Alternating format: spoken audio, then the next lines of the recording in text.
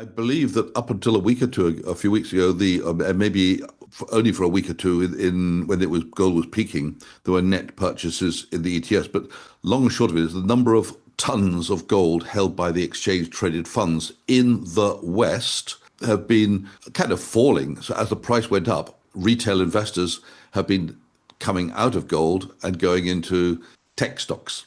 But the gold price keeps going up. So it's not the retail investors who are involved in the market, it's someone else.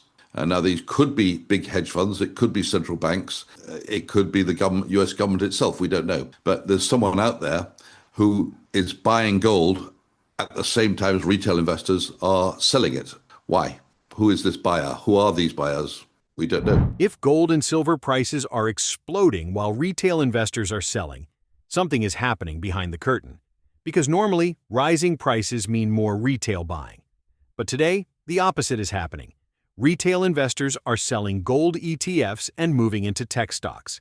Yet gold keeps hitting new highs. So, who is buying? Why now? And what does it mean for investors who are watching from the sidelines? Clive Thompson warns that what's happening isn't accidental. It's strategic. There's a silent accumulation happening right now, and the public will only understand it after the system moves to its next phase. Let's break down what's really driving this move, and why ignoring it may become one of the biggest investment mistakes of this decade. We've seen a lot more central bank buying in the last few years, and many of the indicators are that some central banks are buying gold and not telling anybody about it. They're doing it covertly. The biggest candidate for that is China, where they produce about 20% of the world's gold from their own mines. There's also, and I don't have concrete evidence of this, but there's a lot of people who seem to have done the research and got the evidence. There's also large quantities of 400-ounce bars being exported from Switzerland and the UK to China. And these are not the sort of bars which are used at the Shanghai Stock Exchange, which uses a 1 ounce, 3 ounce, 100-ounce bars, and then 1 kilogram bars, and they're not the sort of bars which are used in the jewelry industry. So these are the sort of bars which are used by central banks for storage. So there's the internal production of coming from China's own gold mines, perhaps 20% of it going into their reserves, secret reserves. We've potentially got a lot of bars moving to China, which we don't know where they're going, but they're the type of bars which would be held by central banks. And then the last thing we've got is since 2014, China's official reserves, which is basically treasury bonds and gold and special drawing rights, the official reserves have plateaued. Now, that's odd when China's trade surpluses have ever since continued to climb every year. Their trade surplus has been climbing, their current account surplus has been climbing. So for decades before that, as this trade surplus was climbing, the reserves would go up. It wasn't a one-for-one match, but more surplus trade means more money in the central bank. Suddenly, it seems to have plateaued since 2014, which kind of implies they're still potentially building up the reserves, but they're not reporting it. So why are they not reporting it? Because perhaps it would hack off the Americans to know they're buying gold.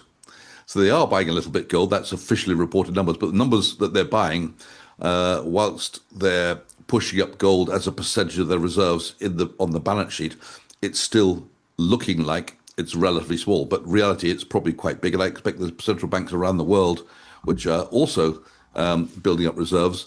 I saw an article saying that there's less central banks now reporting their gold purchases than ever before.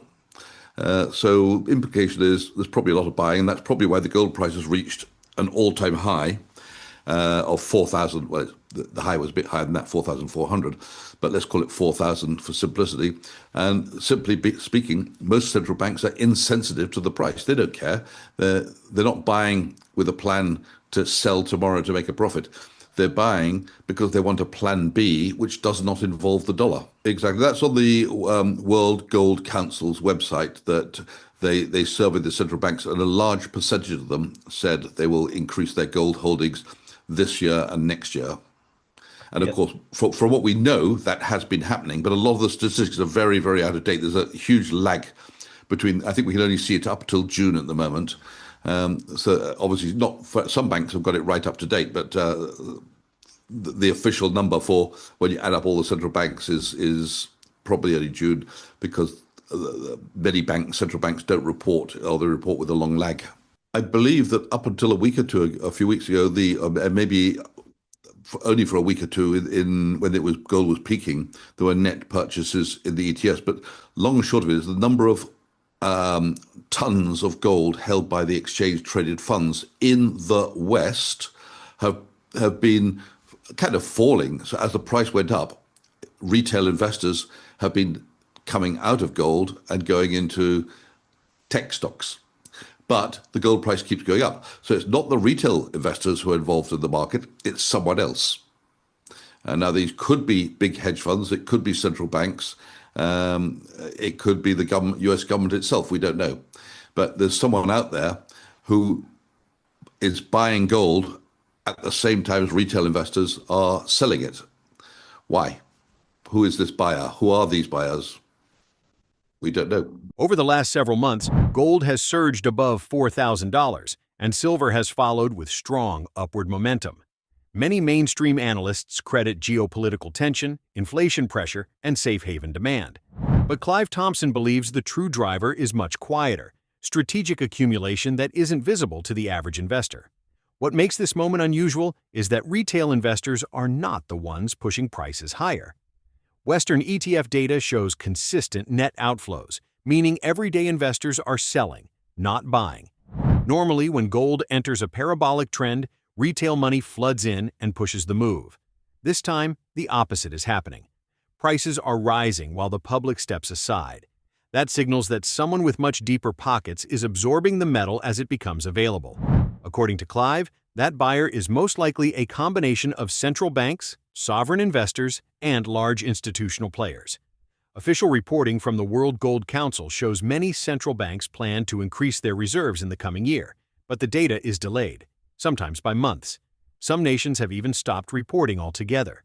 China is a key example. Large 400-ounce gold bars are now flowing into the country from Switzerland and the UK. These types of bars are not used in jewelry or retail markets. They are central bank format. Meanwhile, China's foreign reserve growth no longer tracks its expanding trade surplus. This mismatch suggests that a portion of its growing surplus is being converted quietly into physical gold rather than disclosed publicly. Silver is showing similar stress. Investment demand continues rising and may reach 200 million ounces this year.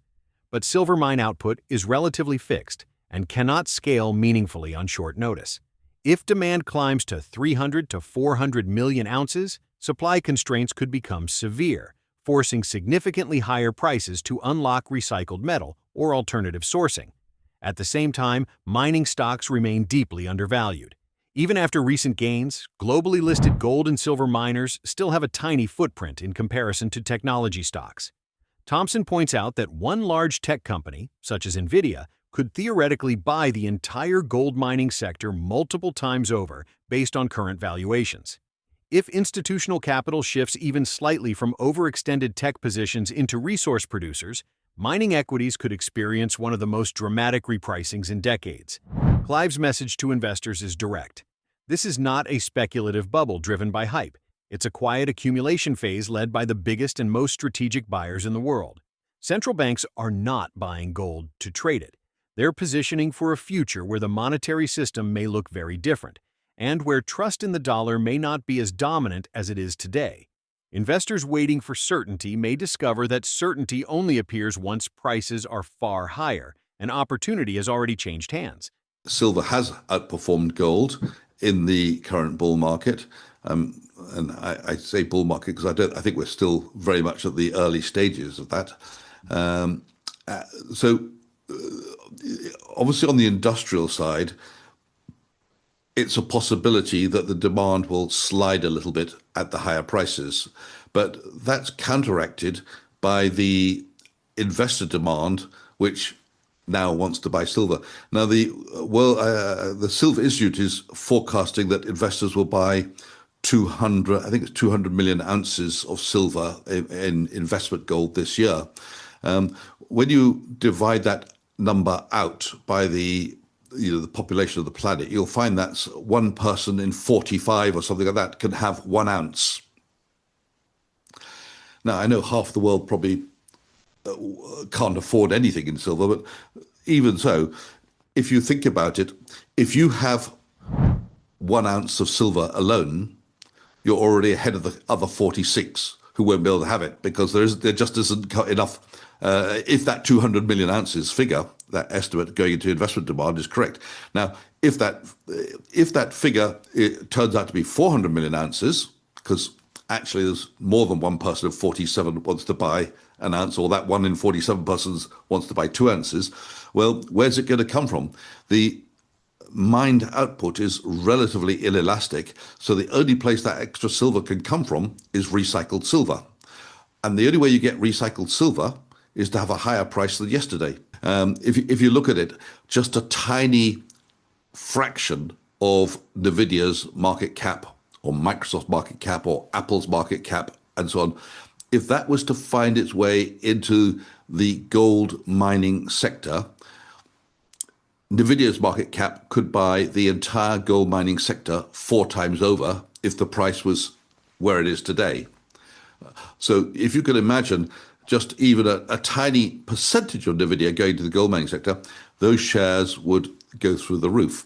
And now we've seen a very large rise in gold mining stocks this year, indicating that there is some interest in gold. But I can tell you factually that many banks who say they've been promoting gold don't actually have any gold in their client portfolios yet, or just starting to put it in. I think it will go in 2026. It's a very long and difficult process when you decide to go from zero in an asset allocation to anything above zero for any asset you like. I know that because I've worked in banks all my life, but just so, I mean, people think, oh, it's easy. The bank decides we're going to put 5% in gold and it's done. It doesn't work like that. Let's say the chief investment officer decides that 5% in gold would be a good idea as opposed to 0 or 1% or whatever the number is.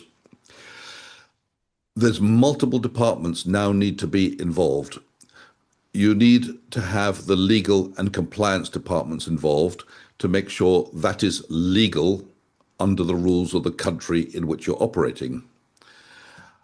You need to look at the types of clients to find out if there are certain types of clients where that would be not allowed. For example, in Europe, if you take Luxembourg insurance policies, there's many of them investing through Switzerland, the Luxembourg insurance rules do not permit the holding of physical gold.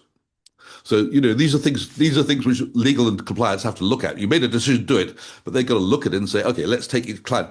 It may be illegal or not allowed for clients in certain countries.